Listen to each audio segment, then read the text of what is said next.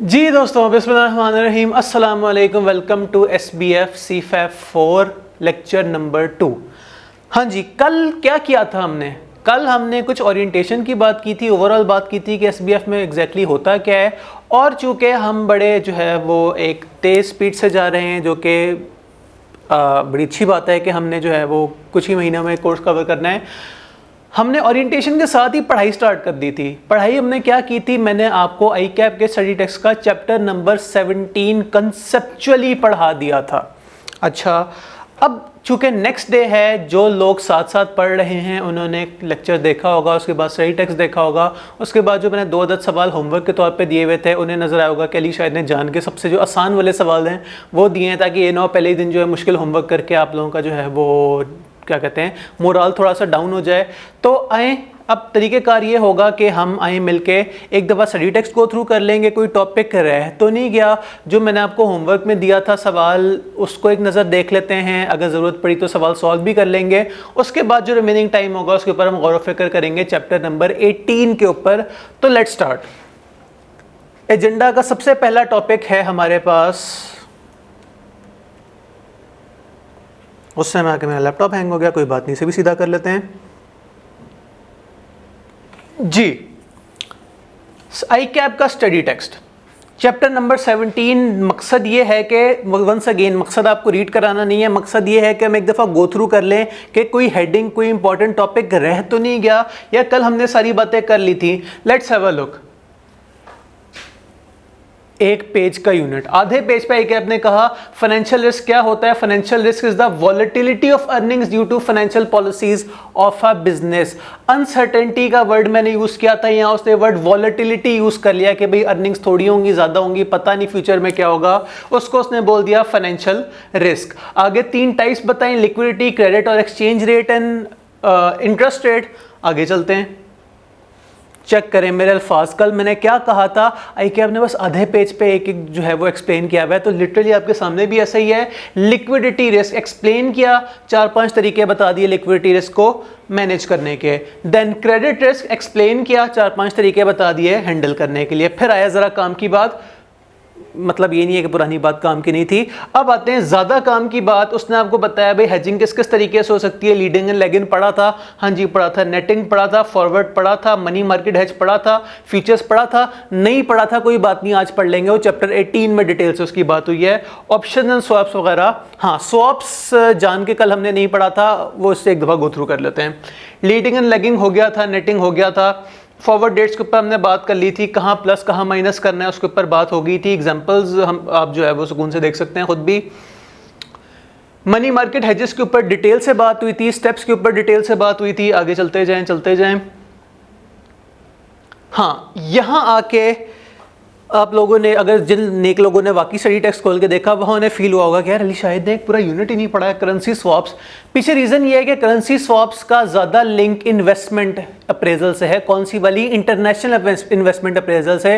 लेकिन चूंकि study text में यहाँ से ज़्यादा एक्सप्लेन किया हुआ है, तो एक दफ़ा मैं आपको बताता चलूँ।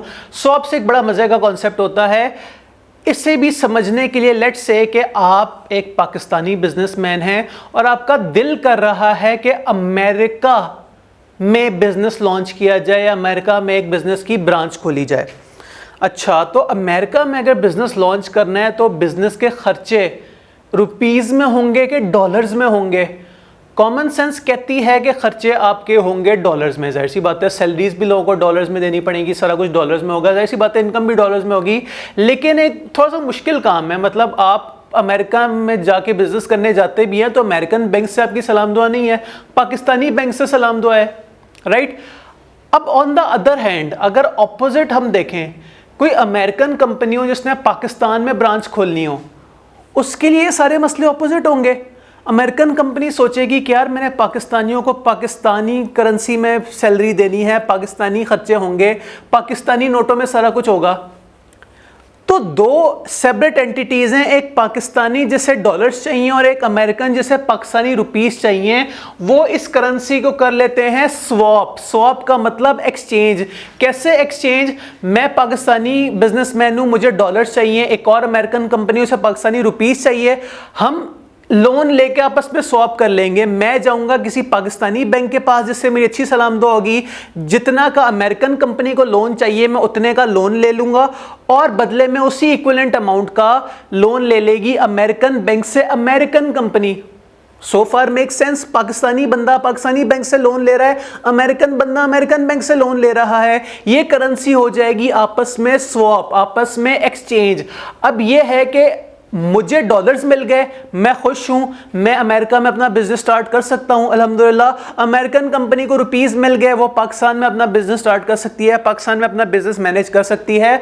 अब पीछे रह क्या गया, पीछे इंटरेस्ट पे करना है। तो इंटरेस्ट कौन सी वाली करेंसी में पे होगा, जिस करेंसी को हमने स्वैप किया है उसी करेंसी में जो है वो हम इंटरेस्ट पे करते रहेंगे।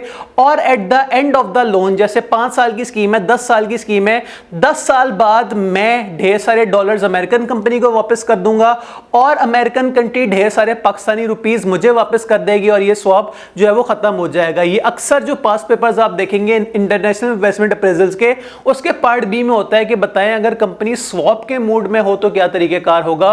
तो उसका भी हमने कॉन्सेप्ट एक दफा गो थ्रू कर लिया। सही, आगे चलते हैं। रीजंस फॉर स्वैप की बात हो गई और चैप्टर 17 शुरू होते ही साथ खत्म हो गया।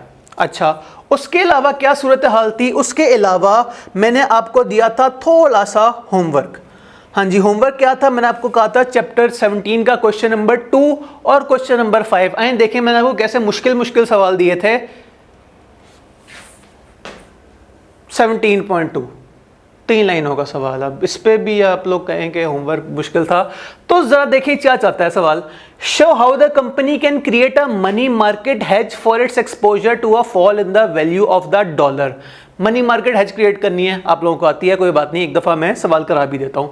Estimate what the exchange rate should be for a 6 month forward contract USD पर पाउंड।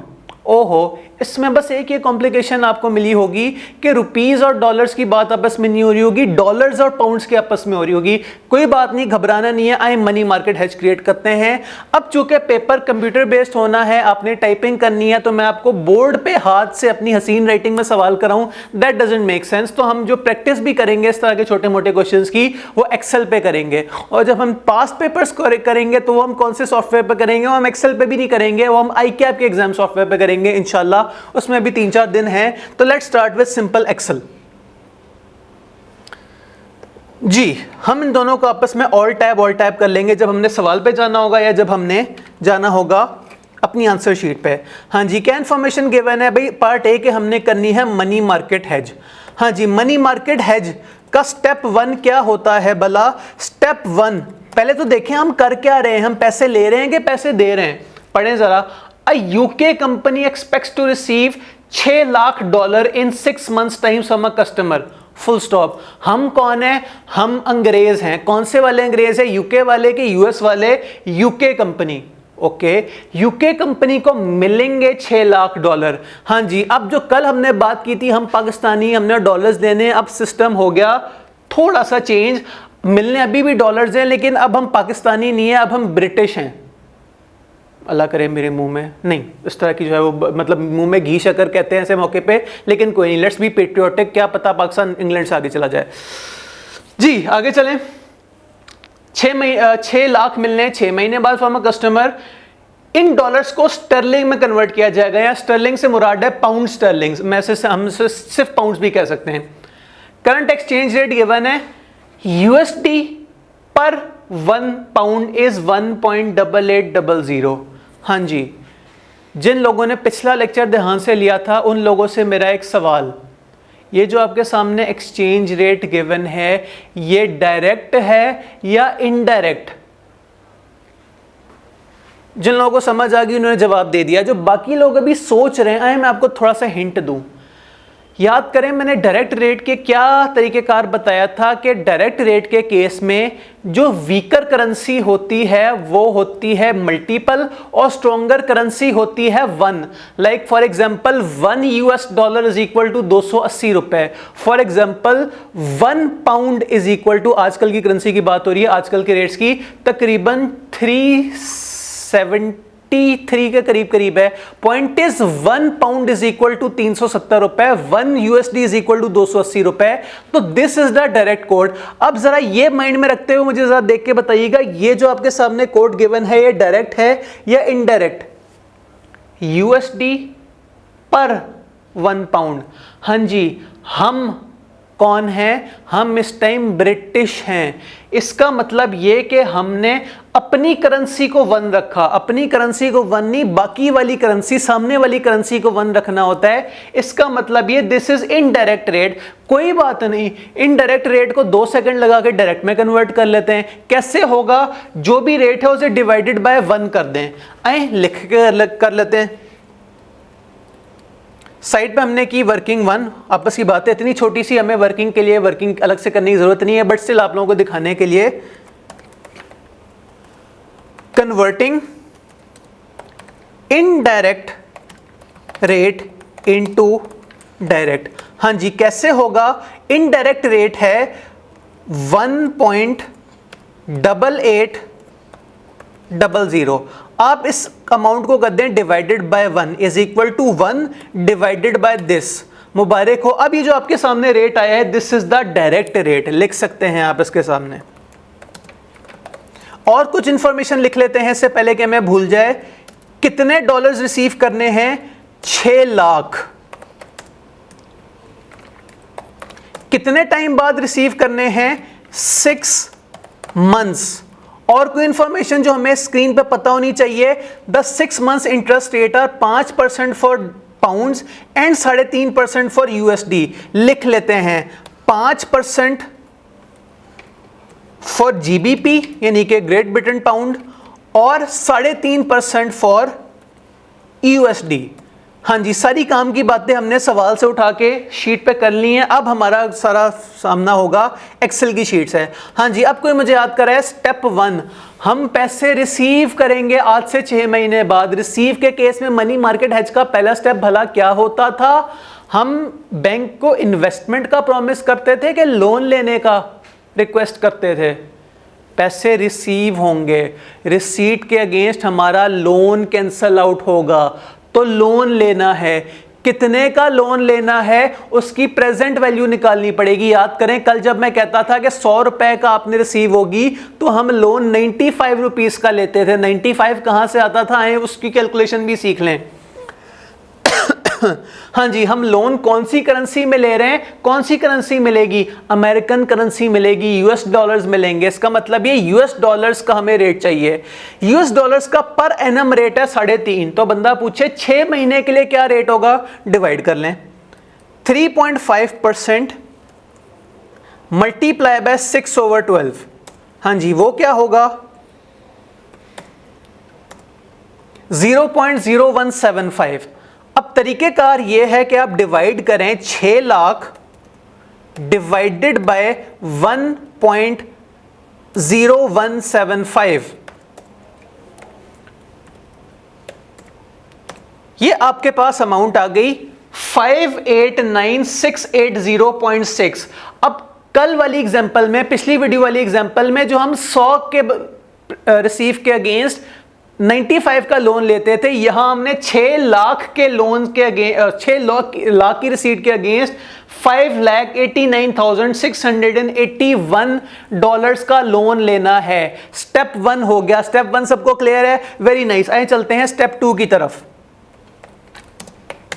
स्टेप 2 क्या होता था? हमारे पास इतने सारे डॉलर्स आ गए। Very nice. मैं क्या करूं? मैं तो अंग्रेज हूं, मैं तो पाउंड्स में खेलता हूं, तो यूएस डॉलर्स का मैं क्या करूं? कन्वर्ट करा लें। बैंक के पास जाएं, उनसे कहें मेरे पास यूएस डॉलर्स हैं, ये मुझसे लें और बदले में मुझे पाउंड्स दे दें। कन्वर्जन करनी पड़ेगी, कर लेते हैं। कैसे करेंगे कन्वर्जन? 589,680.6 डॉलर्स आपने उठा के दे दिए बैंक को। बैंक का आपको डायरेक्ट रेट क्या देगा? अभी हमने कैलकुलेट किया था डायरेक्ट रेट 0.531915। ये मैंने आपको दिखाने के लिए लिखा है कैलकुलेशन क्या होगी। असल में कैलकुलेशन में इजीली कर सकता हूं। इज इक्वल टू, इस वाले नंबर पे क्लिक करें, मल्टीप्लाई वाला साइन डालें, इस वाले रेट से इसे मल्टीप्लाई कर दें। हाँ जी, देखिएगा ये क्या आ गया दिस मीन्स 313660 मुझे $5 लाख देके, बल्कि 5 लाख भी नहीं, $5,90,000 देके बदले में बैंक ने क्या दिया? 3,13,660 पाउंड्स हैं। ये तो ऑपोजिट नहीं हो गया? हाँ, ऑपोजिट हुआ। क्यों हुआ?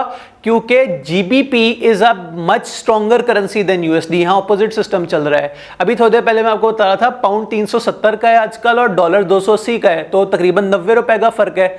इसका मतलब यह कि यहां डायरेक्ट इनडायरेक्ट ऑपोजिट हो गया। फिर भी घबराना नहीं है। अगर आपको यह अजीब सा लग रहा है, आए मैं आपको एक और तरीका बताऊं। इज इक्वल टू ये वाली अमाउंट थी, इंस्टेड ऑफ कि आप इसे मल्टीप्लाई करें डायरेक्ट रेट से, आप इसे डिवाइड कर दें इनडायरेक्ट रेट से। क्या मतलब? Is equal to this amount divided by 1.88। अगर मैं सच्चा हूं तो आंसर फिर भी सेम आएगा। थोड़ी सी बिस्ती हो गई, 659.888। तो क्या आप मुझे 0.002 की छूट दे देंगे? सॉरी, 0.0012 की। तो इन अदर वर्ड्स सिर्फ डेसिमल्स का फर्क है। आंसर दोनों तरीकों से आपके पास सेम आ रहा है कि आपके पास 3,13,660 होंगे। और अगर हम राउंडिंग डेसिमल्स खत्म कर दें फिर तो आंसर दोनों तरह से सेम है। This was the step 2। Clear? अब स्टेप 3 क्या होता था? जो स्टेप 1 में किया था उसको ऑपोजिट होता था। स्टेप 1 में आपने लोन ले लिया था, अब स्टेप 3 में आप इन्वेस्टमेंट करें। हां जी, इन्वेस्टमेंट किधर करेंगे? यूएस बैंक्स में के इंग्लैंड ब्रिटिश बैंक्स में? ब्रिटिश बैंक्स में। यहां रेट भी ऑपोजिट है। पहले आपने रेट यूएस डॉलर्स वाला लिया था, अब आप रेट कौन सा लेंगे? पाउंड्स वाला, ब्रिटेन वाला। तो जरा उसकी कन्वर्जन कर लें। Step 3, future value of investment. हां जी, पूरे साल का रेट क्या है? 5%। तो 6 महीने का रेट क्या होगा? कॉमन सेंस कहती है 0.025 यानी कि 2.5%। अच्छा, अब आपने करना है multiply. Is equal to this amount multiply by 1 plus ये वाली परसेंटेज। तो मुबारक हो, this is the final answer. आप कहेंगे कि मुझे ये जो 6 लाख यूएस डॉलर्स की पेमेंट होनी थी मेरी स्ट्रॉन्ग करेंसी में, मुझे तकरीबन 3,21,501 पाउंड्स की रिसीट हुई, जो कि शायद अगर हम हेजिंग ना करते तो इससे कम होती। सही, रिक्वायरमेंट ए हो भी गई। आए रिक्वायरमेंट 2 भी एक नजर देख लेते हैं। एक लाइन की है बस। Estimate what exchange rate should be for a 6 months forward contract USD पर पाउंड। डिवाइड कर दें, यूएस डॉलर ऊपर लिखें, पाउंड नीचे लिख दें। यूएस डॉलर्स आपने कितने कमाए? 6 लाख। 600,000 बदले में आपने ये कितने दिए? पाउंड्स 321,501। इन दोनों को डिवाइड कर दें। Is equal to this amount divided by this amount. आपके पास फॉरवर्ड का रेट आ जाएगा 1.87। मार्केट में क्या रेट चल रहा था? 1.88। इसी तरह अगर हम इसे ऑपोजिट कर दें, is equal to 1 divided by this, तो मार्केट में क्या रेट चल रहा है? 0.5319 और हमें कौन सा रेट मिला? 0.54। तो जरा कॉमन सेंस से पूछ के बताएं, आपको रेट मार्केट से ज्यादा मिल रहा है कि कम मिल रहा है? ज्यादा इजी है कि आप डायरेक्ट को कंपेयर करें। 0.54 से मल्टीप्लाई होकर अमाउंट ज्यादा आएगी कि 0.0519 से मल्टीप्लाई होकर अमाउंट ज्यादा आएगी? तो कॉमन सेंस कहती है कि 0.54 0.531 से बड़ा होता है। इसका मतलब यह कि मुबारक हो, मनी मार्केट हेजिंग करके फायदा हो गया। And that's it. क्यूट सा इजी सा सवाल था, हमने एक्सेल पे सॉल्व किया। जहां अगर किसी कैलकुलेशन में मसला है, वैसे जिन लोगों ने एमएस ऑफिस का कोर्स किसी अच्छे कॉलेज से किया उन्हें मेरी सारी बातें, सारी कैलकुलेशन वगैरह समझ आ रही होंगी। फिर भी that was just a joke. आप लोग मुझसे एक्सेल की जो है वो ये चीजें भी हल्की फुल्की डिस्कस कर सकते हैं। सही, दिस वॉज लिख भी देते हैं 7.2। अब एक और सवाल देख लेते हैं। वो सवाल मैंने आपको दिया था फॉरवर्ड्स का। एक सवाल मनी मार्केट का कर लेते हैं, एक सवाल फॉरवर्ड्स का कर लेते हैं। तो कॉन्सेप्चुअल जो हमने कल सीखा था उसे हम इजीली कन्वर्ट कर लेंगे प्रैक्टिकल में, न्यूमेरिकल में। हाँ जी, 17.5 की क्या रिक्वायरमेंट है? 3 रिक्वायरमेंट्स है। टाइम सेव करने के लिए मैं फिलहाल सिर्फ एक पे बात करूंगा। Requirement A, the shipments are, अच्छा पहले लाइन भी पढ़ लें। कैलकुलेट द प्रॉफिट और loss on the above transaction under each of the following options. A, the ships are made according to the agreed schedule. हाँ जी, इसका मतलब ये हम सवाल पढ़ेंगे, उसके अंदर कुछ स्केड्यूल होगा, कुछ खर्चे होंगे, कुछ लॉस होंगे, यानी कि कुछ रिसीट्स होंगी, कुछ पेमेंट्स होंगी, जो ऊपर की अमाउंट होगी, जो मतलब दोनों का डिफरेंस होगा। अगर खर्चे ज़्यादा हुए और रिसीट्स कम हुई तो लॉस हो जाएंगे, खर्चे कम हुए रिसीट्स ज़्यादा हुई तो थोड़ा सा प्रॉफिट हो जाएगा। आइए सवाल को सॉल्व करने की तरफ देखते हैं। पहले तो स्टोरी समझ आए कि हो क्या रहा है। कंपनी का नाम है जी मोमिन। फलानी company is engage in the business of export of superior quality basmati rice to USA and EU, यानी कि यूरोपियन यूनियन कंट्रीज। ठीक है, इसे फुल स्क्रीन कर लेते हैं, आप लोगों को ज्यादा अच्छा व्यू मिलेगा। हाँ जी, ऑन 15 मई 2016 कंपनी ने ऑर्डर निगोशिएट किया TLI, a US based company, for the supply of 10,000 ton of rice at the rate of 2,000 रुपए पर टन। 10,000 टन राइस देंगे, बदले में यूएस कंपनी आपको 2,000 रुपए पर 2,000 रुपए नहीं, $2,000 पर टन देगी। सोचें कितना करोड़ों का फायदा हो रहा है। आगे पढ़ें। Immediately after the acceptance of the order by MIL, the government imposed a ban on the export of rice। बेइज्जती हो गई, अब आप राइस एक्सपोर्ट नहीं कर सकते, लेकिन कोई बात नहीं, आप बाज नहीं आए। आपने कहा यार इतना कंपनी इतना सारे डॉलर्स दे रही है, कोई ना कोई जुगाड़ लगाते हैं, कुछ ना कुछ तो करते हैं। तो भाई जुगाड़ क्या लगा?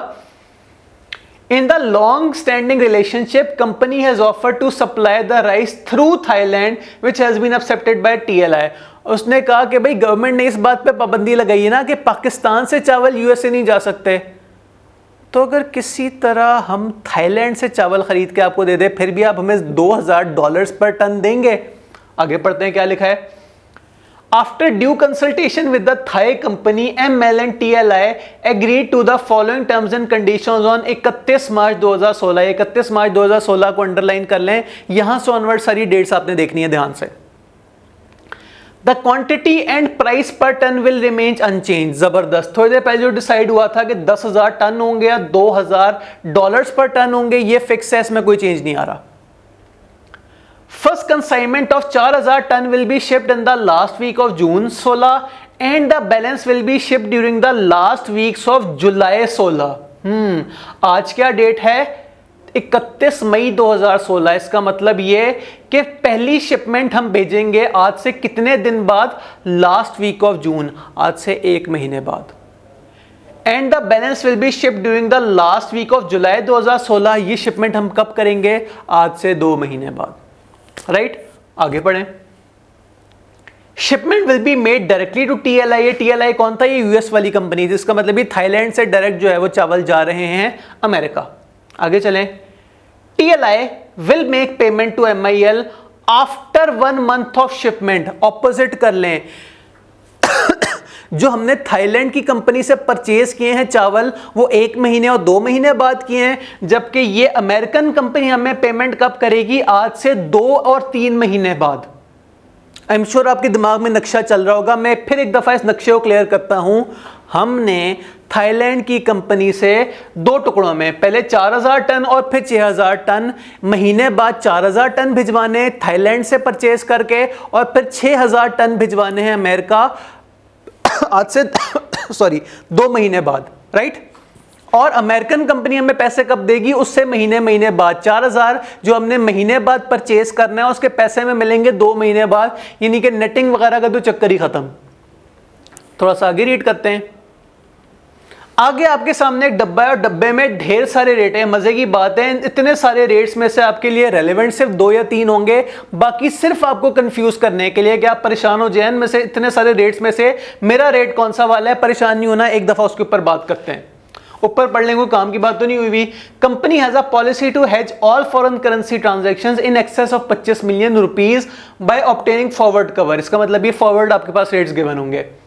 फॉरवर्ड कवर्स आपके पास मुख्तलिफ करेंसीज में बाय सेल मुख्तलिफ आपके पास रेट्स गिवन है। और आखिरी बात सवाल ने कही कि bank charges a commission of 0.01% on each transaction. Bank के मजे हैं, परचेज करोगे तो भी कमीशन देंगे, और जब रिसीट होगी उसके ऊपर भी कमीशन होगा। कोई बात नहीं, बैंक के उसमें हम क्या कह सकते हैं। अब गौर फिक्र करते हैं रेट्स के ऊपर। अब एक चीज जिसके ऊपर कल भी हमने बात की थी थोड़ी सी, थोड़ा वाला रेट, ज्यादा वाला रेट, इसके ऊपर एक दफा फिर रोशनी डालते हैं, क्योंकि अब थोड़ा और ज्यादा वाली बात आपकी आंखों के सामने गिवन है।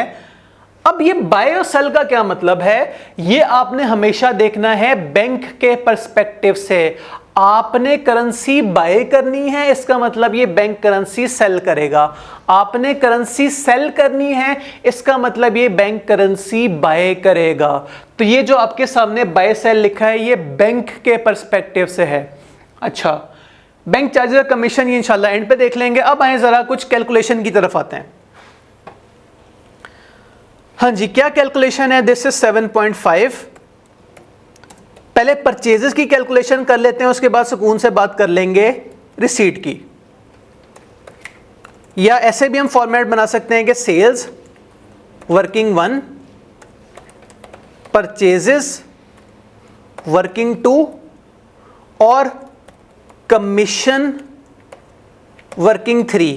और इनका जो नेट आंसर आएगा वो या तो प्रॉफिट होगा या तो लॉस होगा। Net profit slash loss. सही। अब वर्किंग 1 पे काम स्टार्ट करते हैं, बल्कि वर्किंग 2 आई थिंक ज्यादा इजी होगी। वर्किंग 2 पहले कर लेते हैं, क्योंकि क्रोनोलॉजिकली स्पीकिंग सबसे पहले हमने परचेज करनी है, पैसे बाद में मिलने हैं। तो भाई मैं कर रहा हूं वर्किंग 2 अबाउट परचेजेस। हाँ जी भाई, कितनी परचेजेस होंगी है सवाल की तरफ वापस चलते हैं। हमने आज से एक महीने बाद, आज 31 मई 2016 है, हमने लास्ट वीक ऑफ जून में यानी कि एक महीने बाद 4000 टन भेजने हैं। किससे परचेज करने हैं।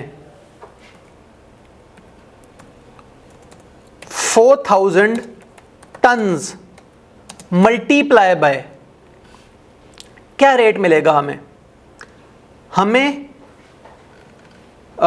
ये एक मिनट देखिएगा। Agreed with Thai company that MIL shall make the payment on shipment at the rate of Thai baht of, baht मतलब थाईलैंड की जो करेंसी है, 50,000 पर टन। रुपीज के डॉलर्स कुछ भी नहीं, थाई बात की बात हो रही है। इसका मतलब ये 4000 टन है। एक टन आपको पड़ेगा 50,000 बात का। 50,000 लिख लेते हैं TBH, थाई बात, या TB लिख लें, जो भी इसकी एब्रीविएशन होती है। 50,000 थाई बात मल्टीप्लाई बाय 40,000, इससे जो आंसर आएगा वो बात में आएगा। आपने रुपीज में कैलकुलेशन करनी है। अब आते हैं सबसे इंपॉर्टेंट स्टेप, आपने सारी खिचड़ी में ढूंढना है कि आपसे रेलेवेंट रेट कौन सा है। तो आप ये ट्रांजैक्शन कब कर रहे हैं? आज कर रहे हैं? स्पॉट रेट पे कर रहे हैं? नहीं, आप कर रहे हैं आज से एक महीने बाद। इसका मतलब ये स्पॉट रेट आपके लिए बेकार है, 2 मंथ्स वाला फॉरवर्ड आपके लिए बेकार है, 3 मंथ्स वाला फॉरवर्ड बेकार है, जो कुछ है इस लाइन में। सही।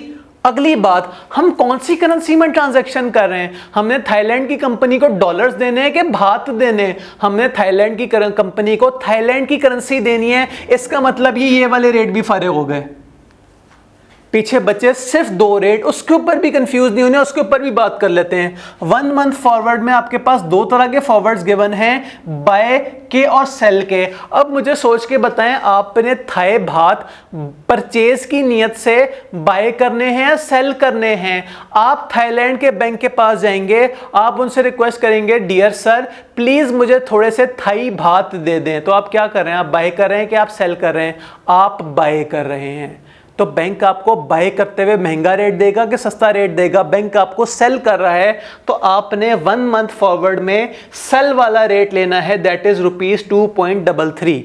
उम्मीद है आपको इतने सारे नंबरों के अंदर 1 2 3 4 4 4 16 16 नंबरों में से जो हमने एक नंबर चूज किया, होपफुली आपको उसके पीछे की लॉजिक समझ आ रही होगी। अगर समझ आ गई तो समझिए चैप्टर 17 में FRA वाला पोर्शन आपको फॉरवर्ड्स वाला सवाल तंग नहीं कर सकता। जब आप 16 रेट्स देख के नहीं घबराए तो फिर आप 2-3 रेट्स देख के कैसे घबराएंगे? Common sense. अच्छा, 2.33, we are all agreed on this. तो 40,000 ton multiply by 50,000 Thai baht multiply by 2.33। अब अगली लाइन में सारा कुछ मल्टीप्लाई कर लें। 4,000 मल्टीप्लाई बाय 50,000 मल्टीप्लाई बाय 2.33। तो ये आपका खर्चा हो गया ढेर सारा, 466 मिलियन रुपीज। घबराना नहीं है, अगली कैलकुलेशन करते हैं। हाँ जी, अगला क्या होगा? 6,000 टन जो पीछे रह गए वो आप सप्लाई करेंगे in the last week of July, 2 महीने बाद।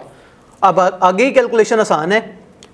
6,000 tons multiply by 50,000 Thai baht multiply by rate. अब फिर आ जाएं उस वाले रेट की तरफ। अब ये ट्रांजैक्शन कब हो रही है? आज से 2 महीने बाद। इसका मतलब ये स्पॉट रेट बेकार है, 1 मंथ फॉरवर्ड्स बेकार हैं, 3 मंथ फॉरवर्ड्स बेकार हैं, जो कुछ है इस लाइन में।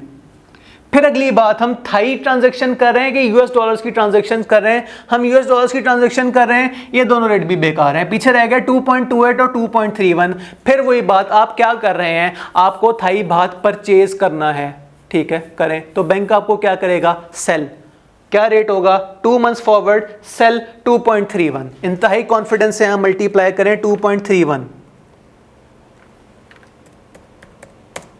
Is equal to 6,000 multiply by 50,000 multiply by 2.31। हाँ जी, आपकी टोटल परचेज कितनी हुई? ढेर सारी परचेज हुई, 693 मिलियन। अब आप परचेजेस में इनका सम लगा सकते हैं, is equal to this plus this. मुबारक हो, टोटल परचेजेस निकल आई 1.159 बिलियन की। उम्मीद है समझ आ रहा होगा। अब आते हैं सेल्स की तरफ, वर्किंग 1। हाँ जी, सेल्स के बारे में सवाल ने आपको क्या बताया था? सेल्स आपको पैसे मिलेंगे जो ट्रांजैक्शन थी उसके 1 महीने बाद जाके। इसका मतलब यह है कि आपने सप्लाई किए 4,000 टन्स, मल्टीप्लाई बाय क्या डिसाइड हुआ था आपको कितने यूएस डॉलर मिलेंगे? माशाल्लाह से 2,000 पर टन। तो 40,000 मल्टीप्लाई बाय 2,000 मल्टीप्लाई बाय, फिर वही बात, आए इस टेबल को गौर से देखते हैं, उसमें से काम का रेट निकालते हैं। हाँ जी, ये ट्रांजैक्शन कब होगी? सप्लाई आपने कर दिए थे महीने बाद, लेकिन आपको पेमेंट इनकी होनी थी 2 महीने बाद। इसका मतलब ये spot rate 1 month forward 3 month forward को करें इग्नोर। अगली बात, हम ट्रांजैक्शन थाई बात में कर रहे हैं कि यूएस डॉलर्स में कर रहे हैं? अब थाई जो होना था हो गया, अब यूएस डॉलर्स में हो रहा है जो भी हो रहा है, सही। अब यूएस डॉलर्स में भी 2 रेट है। फिर वही बात, हम क्या कर रहे हैं? हम परचेज कर रहे हैं कि हम सेल कर रहे हैं? यूएस कंपनी ने आपको 1 टन के बदले $2,000 दिए। अब आपके अकाउंट में डॉलर्स पड़े हैं, उसका क्या करेंगे? बैंक से परचेज करेंगे कि बैंक को सेल करेंगे? बैंक को जाके कहेंगे डियर बैंक, मेरे पास ये डॉलर्स हैं, मुझसे ले लो, मुझसे परचेज कर लो। आप परचेज कर रहे हैं, सॉरी आप सेल कर रहे हैं, तो बैंक आपसे परचेज कर रहा है, तो बैंक का बाय वाला रेट लीजिएगा, थोड़ा वाला रेट लीजिएगा। तो 2 मंथ्स फॉरवर्ड थोड़ा वाला रेट 65.77 मल्टीप्लाई करें जी इसे 65.77 से। हाँ जी, 4,000 is equal to 4,000 multiply by 2,000 multiply by 65.77। ये होगी पहली सेल्स रिसीट।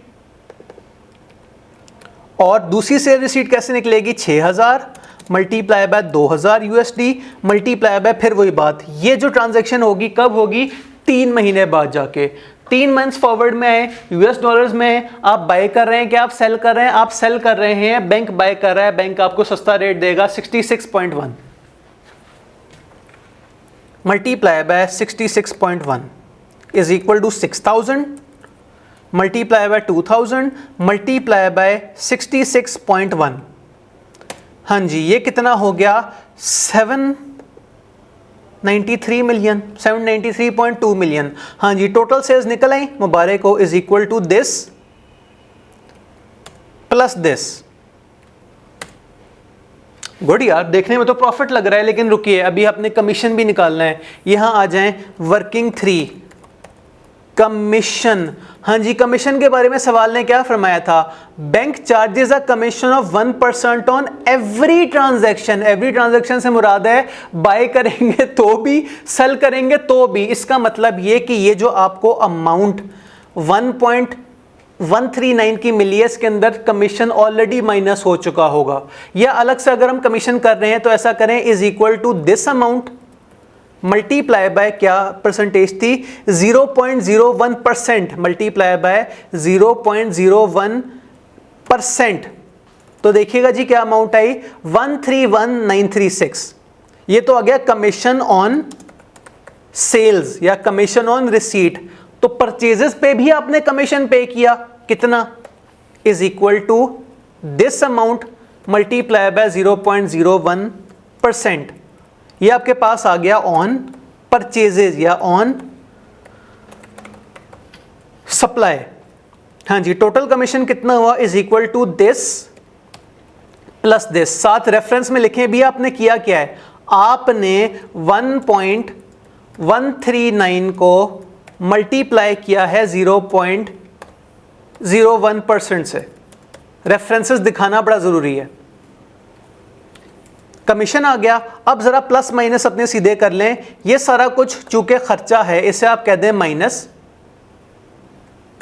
ये भी खर्चा है, इसके साथ भी ऐसा ही करें, इज इक्वल टू माइनस का sign, bracket, bracket close, minus में आ गया, is equal to this plus this plus this. मुबारक हो आपका 160 मिलियन रुपीस का प्रॉफिट है। थोड़ा तो नहीं है, बहुत है। So this was question number 7.5। क्या टाइम हो गया हमारा, क्लास का टाइम स्टार्ट हुए शायद आधा घंटा हुआ हो, तो ठीक है, हमने अभी तक सिर्फ कल की रिवीजन की है, बड़ा मजा आया, कॉन्सेप्ट्स और पक्के हो गए। अब चलते हैं आगे। आगे से मेरी क्या मुराद है, चैप्टर नंबर 18। वंस अगेन ये फाइल आपके साथ इंशाल्लाह व्हाट्सएप ग्रुप में शेयर कर दी जाएगी, और कोई भी मसला हो तो प्लीज़ डिस्कस कर लीजिएगा। आप अगर बहुत ही पहुंचे हुए स्टूडेंट्स आप कहते हैं कि अली शायद ने सिर्फ 2 सवाल बताए थे, मैं सारे के सारे करूंगा, मुझे कोई एतराज़ नहीं है, करें, जहां कोई मसला है वी कैन डिस्कस इट। आगे चलें, इस फाइल को मैं कर लेता हूं सेव, इससे पहले कि मैं गुस्से में आगे से डिलीट कर दूं। ये फाइल हमने कर दी क्लोज। अब आते हैं जी चैप्टर नंबर 18 की तरफ। ये लें, chapter number 18 is about currency futures. सही, फ्यूचर्स क्या होते हैं? वंस अगेन जो लोग कैफ पढ़ के आ रहे हैं, हमने फ्यूचर्स के ऊपर बात की हुई थी, लेकिन फिलहाल मैं मुखातिब हूं तमाम लोगों को, वो लोग जिन्हें पहले फ्यूचर्स नहीं पढ़े, या इवन वो लोग जो फ्यूचर्स के बारे में मुकम्मल तौर पे भूल चुके हैं। वैसे स्लाइड्स पे सारा कुछ लिखा होगा, लेकिन एक दफ़ा स्लाइड्स के अगेंस्ट मैं आपको थोड़ा सा ज़बानी समझाने की कोशिश करता हूँ। स्कीम क्या है? स्कीम यह है कि फ्यूचर्स आर लाइक शायद मैं थोड़ी सी कंट्रोवर्शियल बात करूं, but in my opinion it's like a video game. एक मार्केट होती है, एक सॉफ्टवेयर होता है जिस पे मुख्तलिफ करेंसीज की, मुख्तलिफ कमोडिटीज़ की प्राइस ऊपर नीचे होती रहती हैं। आपके सामने इस तरह का ग्राफ भी बना हुआ है, शायद आपने टीवी में या मूवीज़ में इस तरह का कोई ग्राफ देखा हो कि ये सोने की प्राइस है, ऊपर जा रही है, अचानक से नीचे आ गई, फिर यहाँ बंदा कहता है कि मैं बाय करूंगा तो प्राइस ऊपर चली जाती है और उसको इतना सारा प्रॉफिट हो जाता है। So this is hedging using futures.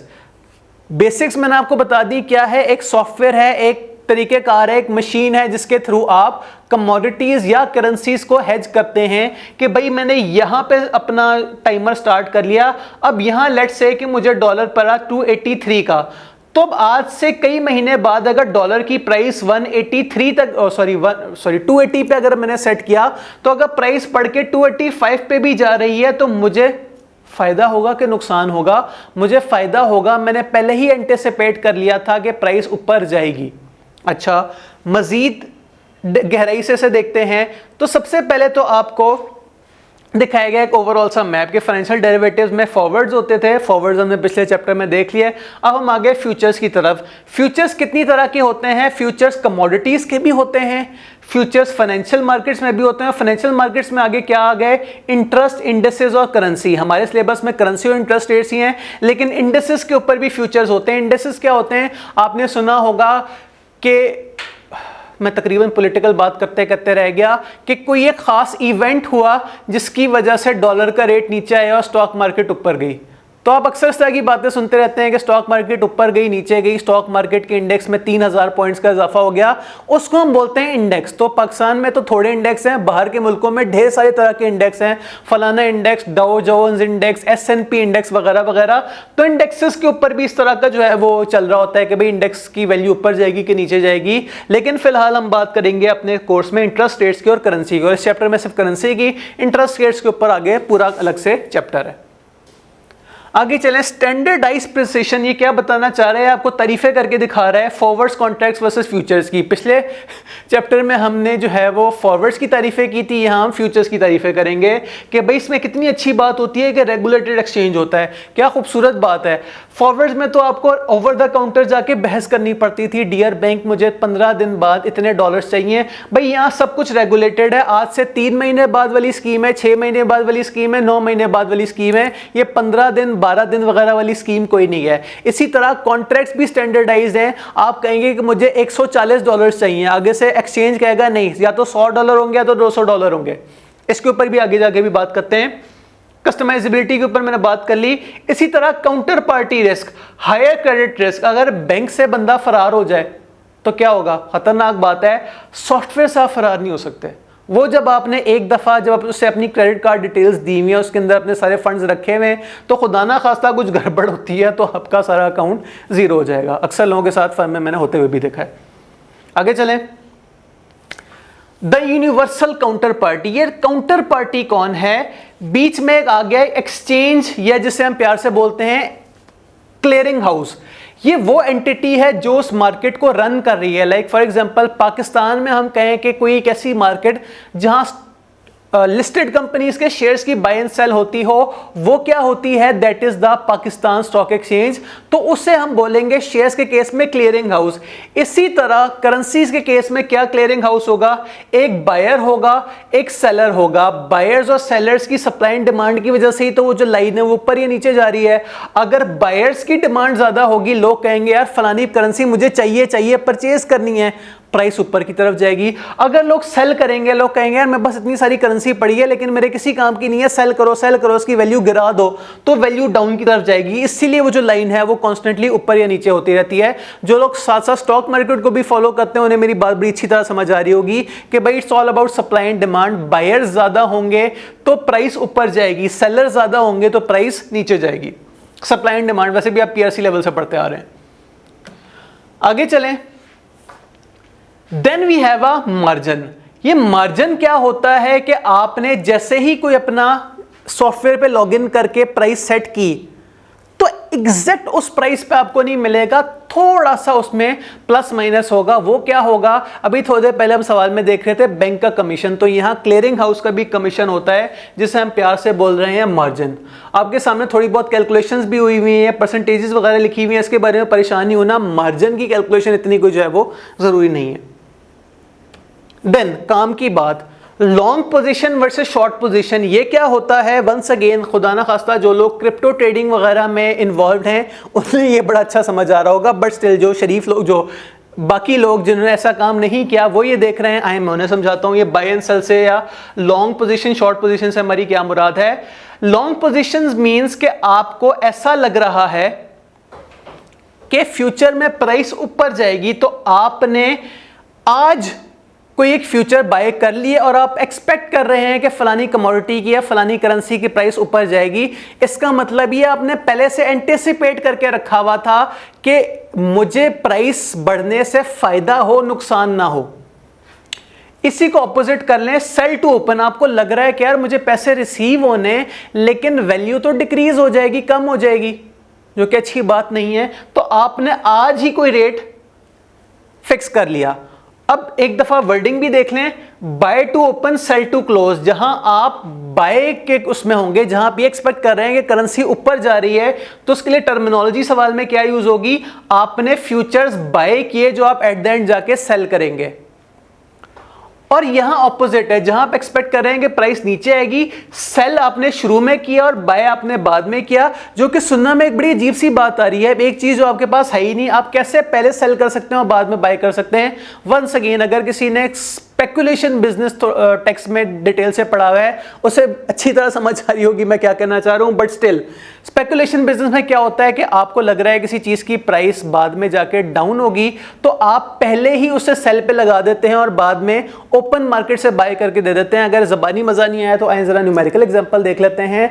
Let's say कि मुझे लग रहा है कोई फलानी चीज है, कोई कमोडिटी है जो कि आज से 6 महीने बाद मार्केट में अवेलेबल होगी 600 रुपए की, तो मैं आज सेल का ऑप्शन दूंगा। आज मार्केट में उसकी वैल्यू लेट से 1000 रुपए, तो मुझे ये फीलिंग आ रही है कि यार 6 महीने बाद उसकी प्राइस डाउन होकर 600 रुपए हो जाएगी, तो मैं आज सेल करूंगा। मैं कहूंगा यार आज मुझसे फलानी कमोडिटी 1000 रुपए की परचेज कर लो, लेकिन इसका जो एक्चुअल सेटलमेंट है वो 3 महीने बाद 6 महीने बाद जाके होगी। एक्सचेंज कहेगा ठीक है ओके, मुझे कोई मसले वाली बात नहीं। 6 महीने बाद बाय टू क्लोज। अब वक्त आ गया कि मैं इस जो है वो उसको पूरा करूं, उस डील को। तो मैंने जो पहले 1000 पे सेल करने का वादा किया था, अब चूंकि वो चीज़ मार्केट में उसकी वैल्यू कम हो गई है, मैं आसानी से ओपन मार्केट से वो चीज़ 600 की खरीद के, मैंने पहले क्या प्रॉमिस किया था कि मैं 1000 रुपए की सेल करूंगा, अब मैं 1000 रुपए की चीज़ सेल कर रहा हूं मार्केट से 600 रुपए की खरीद के, मुझे फ़ायदा नहीं हो रहा। So this is the concept behind futures. मज़ीद डिटेल से देखते हैं। एक और कॉन्सेप्ट यहां आता है, दैट इज द TICK टिक। टिक क्या होता है? अभी थोड़ी देर पहले मैं कह रहा था कि जो वैल्यू ऑफ द ग्राफ है वो ऊपर नीचे होती रहती है, तो जो मिनिमम चेंज आ सकता है वैल्यू ऑफ द ग्राफ में उसे हम बोलते हैं टिक। हमारे सिलेबस में बल्कि जितने भी सवाल देखे हैं अब तक उनमें 99% सवालों में टिक की वैल्यू होती है 0.0001। आई रिपीट, यहां कहीं लिखा भी होगा 0.0001। 0.0001 का मतलब है अगर किसी चीज की प्राइस अभी राइट नाउ 100 है, पूरा 100 है, 100.0000, तो अगले सेकंड उसकी प्राइस या तो बढ़ के 100.00001 हो जाएगी, 3 दफा जीरो मैंने बोला है, और ऑपोजिट भी हो सकता है, 3 जीरोस के 0.0001 कम भी हो सकती है, लाइक उसकी प्राइस कम होकर हो जाएगी 99.9999। टोटल फिगर्स 4 हैं लेकिन 3 जीरो वाले। अच्छा, आपके सामने एक छोटी सी उसने एग्जांपल भी कैलकुलेट करके दी हुई है, इससे भी समझने की कोशिश करते हैं कि टोटल टिक क्या होता है, वो तो मैंने आपको बता दिया। अब अगला एक चीज, एक जो सवाल में वैल्यू यूज होती है, that is called the tick value. Tick value कैसे होती है? Tick value is equal to contract size multiply by minimum price movement. ये कॉन्ट्रैक्ट साइज क्या होता है? अभी थोड़ी देर पहले मैं आपको बता रहा था कि फ्यूचर्स आर वेरी स्टैंडर्डाइज्ड। आपको सवाल में गिवन होगा कि कॉन्ट्रैक्ट किस साइज का है। लाइक फॉर एग्जांपल, अगर मुझे चाहिए लेट्स से 2.5 लाख यूरोज, ये यूरोज वाला साइन है, तो मैं कहूंगा कि मैं 2 फ्यूचर कॉन्ट्रैक्ट्स जो है वो बाय या सेल कर रहा हूं, तो सवाल में आपको गिवन होगा what is the standard contract size in फलाना करेंसी या फलाना कमोडिटी। तो सवाल में आपको गिवन है कॉन्ट्रैक्ट साइज, सवाल में आपको पता है मिनिमम प्राइस मूवमेंट जो कि परेशान ना हो 0.0001 ही होगी। मैंने आज तक कोई इस तरह का इससे ऑपोजिट सवाल नहीं देखा, तो सिंपली आप इन्हें मल्टीप्लाई कर देंगे। इसका मतलब ये आपके पास है टिक वैल्यू $12.5। अब कैलकुलेशन तो सीख ली, अब इसका मफहूम भी आपको पता होना चाहिए। $12.5 का मतलब है कि अगर आपने लेट्स से कि बाय पोजीशन की 100 पे, एग्जैक्ट 100 पे 100.0000 और आपने एंटिसिपेट की थी लॉन्ग पोजीशन, आपने बाय का ऑर्डर लगाया था, तो अगर एक टिक मूवमेंट होती है, क्या मतलब एक टिक मूवमेंट होती है? प्राइस 100.0000 से बढ़ के 100.0001 हो जाएगी, तो मेरा कितना प्रॉफिट होगा? $12.5। क्लियर? आगे चलते हैं। देन हमारे पास क्या है? Basis and convergence. ये बेसिस क्या होता है? Basis means the difference between आपने जहां अपनी लॉन्ग पोजीशन या शॉर्ट पोजीशन स्टार्ट की वर्सेस आप जब उसे क्लोज करेंगे। अभी थोड़ी देर पहले, 2 स्लाइड्स पहले मैं आपको बता रहा था कि आपने, जब आपको एक्सपेक्टेशन होती है कि प्राइस ऊपर जाएगी, आप पोजीशन बाय करते हैं, बाद में सेल करते हैं। शॉर्ट पोजीशन के केस में आप पहले सेल करते हैं, बाद में बाय करते हैं। तो आपने सेल जिस प्राइस पे की वर्सेस आपने बाय जिस प्राइस पे की, इनके डिफरेंस को बोलते हैं बेसिस। फॉर एग्जाम्पल, अभी थोड़ी देर पहले जो मैं आपको बता रहा था कि 1000 रुपए की चीज आपने सेल करने का वादा करके कल को 600 रुपए की खरीद के बेच दी, इस केस में हमारा बेसिस क्या होगा? 400। 1000 - 600 इज इक्वल टू 400। बेसिस भी हमने देख लिया। अब कुछ थ्योरी वाली बातें थी, उन्हें मैं डायग्राम के थ्रू समझाने की कोशिश की है कि loss in spot market is equal to gain in the futures market. ये गेन एंड लॉस शायद आपको ज़बानी इतना अच्छा समझना है, ये जो हम फ्यूचर्स का सचमुच का सवाल कर लेंगे वहां से पता लग जाएगा। But the point is net equilibrium is equal to 0 loss. अगर आपका फ्यूचर्स मार्केट में गेन हुआ है, इसका मतलब ये कि आपका स्पॉट मार्केट में लॉस हुआ होगा। वंस अगेन, ये एक ऐसी चीज है जो आपके पास सचमुच की फिगर्स होंगे, आपको ज्यादा समझ आएगी। आपने बस ये माइंड में रखना है कि हेजिंग के केस में, इस वाली हेजिंग के केस में, फ्यूचर्स के केस में आपका अक्सर इक्विलिब्रियम होता है। आगे चलें, एक और आपके सामने बॉक्स है, ये आपको क्या बताना चाह रहा है? वैसे तो हमने बात कर ली, लेकिन एक दफा फिर, योर फियर, आपको क्या लगता है कि प्राइस राइज होगी या प्राइस कम होगी? करेंसी के केस में ही बात कर लेते हैं कि आज का रेट है 280 और मुझे डर है कि मैंने पेमेंट करनी है, प्राइस बढ़ ना जाए। तो अभी थोड़ी देर पहले जब आपको प्राइस बढ़ने का खतरा होता है, आप क्या करते हैं? आप बाय करते हैं फ्यूचर्स, लॉन्ग पोजीशन करते हैं। और जब ऑपोजिट हो, आप कहते हैं कि यार मुझे तो पेमेंट रिसीव होनी है, लेकिन आज से महीने बाद पता नहीं डॉलर का रेट 280 होगा या नहीं होगा, कितना थोड़ा हो जाएगा, तो उस केस में आपने फ्यूचर्स सेल करने होते हैं। तो ये वाला डब्बा हम पहले पढ़ चुके थे, लेकिन अब आपको थोड़ा सा और खूबसूरत करके बताया जा रहा है। इसी तरह हेजिंग की मजीद थोड़ी सी थ्योरी क्या है? सबसे पहले आप ट्रांजैक्शन आइडेंटिफाई करें फ्यूचर्स के केस में कि आपने बाय करना है या सेल करना है। अगली बात, आइडेंटिफाई रिस्क, आपको क्या लग रहा है फ्यूचर में प्राइस इंक्रीज होगी या डिक्रीज होगी, और फिर उस हिसाब से आपका जो डिफरेंस अमाउंट होगी वो आपका प्रॉफिट या लॉस हो जाएगा। आगे चलें, फिर आपके सामने कुछ एग्जांपल्स हैं। ये एग्जांपल्स तो आप देख ही सकते हैं, आप मकसद दिखाना है परफेक्ट वर्सेस इम्परफेक्ट का कॉन्सेप्ट। परफेक्ट हेज वो वाली हेज होती है जहां आपको जितने पैसे चाहिए हो या जितने पैसे आपने बाय करने हो या सेल करने हो, जो कॉन्ट्रैक्ट साइज है वो उससे मैच कर जाए। लाइक फॉर एग्जांपल, मुझे चाहिए $600 और फ्यूचर्स का स्टैंडर्ड कॉन्ट्रैक्ट साइज है $100। का मतलब ये कि मैं 6 जो फ्यूचर्स है वो बाय या सेल करूंगा। ऑन द अदर, इसे हम बोलेंगे परफेक्ट हेज। परफेक्ट हेज का मतलब ये, मुझे जितने डॉलर्स चाहिए थे उन सारों के सारों की हेजिंग हो गई। On the other hand, imperfect hedge वो वाली सिचुएशन होती है जहां मुझे एग्जैक्ट जो कॉन्ट्रैक्ट साइज है वो मैच नहीं होता। लाइक फॉर एग्जांपल, मुझे चाहिए $750 और मार्केट में कॉन्ट्रैक्ट साइज है $100। इसका मतलब ये $750 अगर मुझे चाहिए तो या तो मैं 7 कॉन्ट्रैक्ट्स लूं। अब दोनों की बात कर लेते हैं। अगर मैं 7 कॉन्ट्रैक्ट्स लेता हूं तो क्या होगा? मेरी $700 की हेजिंग तो हुई भी है, लेकिन जो $50 है उनकी हेजिंग नहीं हुई भी, वो रिस्क पे हैं। खुदा ना खास्ता बहुत ज़्यादा प्राइस इंक्रीज होकर भी मुझे नुकसान हो सकता है और बहुत ज़्यादा प्राइस डिक्रीज होकर भी मुझे नुकसान हो सकता है। इसी का ऑपोजिट कर लें, अगर मैं 7 के बजाय 8 कॉन्ट्रैक्ट्स कर लूं तो मेरा एक कॉन्ट्रैक्ट अब एक्स्ट्रा हो गया है। मेरी करेंसी तो सारी की सारी हेज्ड है, लेकिन अब इसके हेजिंग के ऊपर मुझे जो प्रॉफिट एंड लॉस हो रहा है, भाई किस्मत वाली बात है।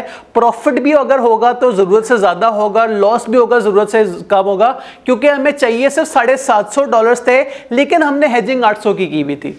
आपके सामने जो स्क्रीन पे भी एग्जांपल है वो भी इसी तरह की है कि लेट्स से कि किसी कंपनी को चाहिए क्या 549,481 पाउंड्स। स्टैंडर्ड कॉन्ट्रैक्ट साइज क्या है? 62,500। तो यार डिवाइड करो तो 8.79 कॉन्ट्रैक्ट्स बनते हैं। तो 8.79 कुछ भी नहीं होता, या तो 8 कॉन्ट्रैक्ट्स होंगे या तो 9 कॉन्ट्रैक्ट्स होंगे। तो आपको चॉइस लेनी पड़ेगी, 8.79 नहीं हो सकता। सही। देन आपके पास क्या है? आखिरी स्लाइड, मतलब सेकंड लास्ट स्लाइड, इसमें आपके पास केस स्टडी 3, फैक्टरिंग इन बेसिस डिके। बेसिस डिके का क्या मतलब है? यही कि अभी थोड़े पहले हमने बात क्या की थी बेसिस की। Basis is the difference. तो टाइम के साथ साथ आपका जो बेसिस है वो इंक्रीज भी हो सकता है, डिक्रीज भी हो सकता है। और दिस इज इट, हमारा चैप्टर कंप्लीट हुआ। हमने थ्योरेटिकल सारी बातें कर ली। फिर वही बात है कि मैंने आपको जो है वो होमवर्क के तौर पे एक दो सवाल बता देता हूं, वो आप देख के आइएगा। कल की इस क्लास के स्टार्ट में हम एक दो सवाल इसके करेंगे, डिपेंडिंग ऑन कि हमारे पास कितना टाइम हुआ। फिर हम जो है वो अगला चैप्टर स्टार्ट कर देंगे। चैप्टर 7 हमने आज की क्लास में रिवाइज किया। चैप्टर 18, परेशान ना होइएगा, चैप्टर 18 थोड़ा सा था, उसमें एक मेन कॉन्सेप्ट यही था। फिर भी एक दफ़ा खुद भी आप स्टडी टेक्स्ट देख के आइएगा, एक दफ़ा कल की क्लास के स्टार्ट में मैं भी आपको स्टडी टेक्स्ट दिखा दूंगा। तो मुझे बोलें अल्लाह हाफ़िज़, मैं आपसे मिलता हूँ नेक्स्ट अगली वीडियो में। ओके जी, बस कुछ सेकंड्स के लिए वेलकम बैक। मुझे अचानक से याद है मैंने होमवर्क तो आपको बताया नहीं। तो आपने करना है चैप्टर नंबर 18 का क्वेश्चन नंबर 5। उसकी मल्टीपल रिक्वायरमेंट्स हैं। एक में आपने करेंसी फ्यूचर्स यूज़ करने होंगे, एक में हेजिंग करनी है, एक में फॉरवर्ड्स करने हैं, और 18.6 का पार्ट ए ओनली जिसके अंदर फ्यूचर्स की बात हो रही होगी। ओके जी, that's was it. Thank you कैमरे वाले भाई, मिलते हैं कल।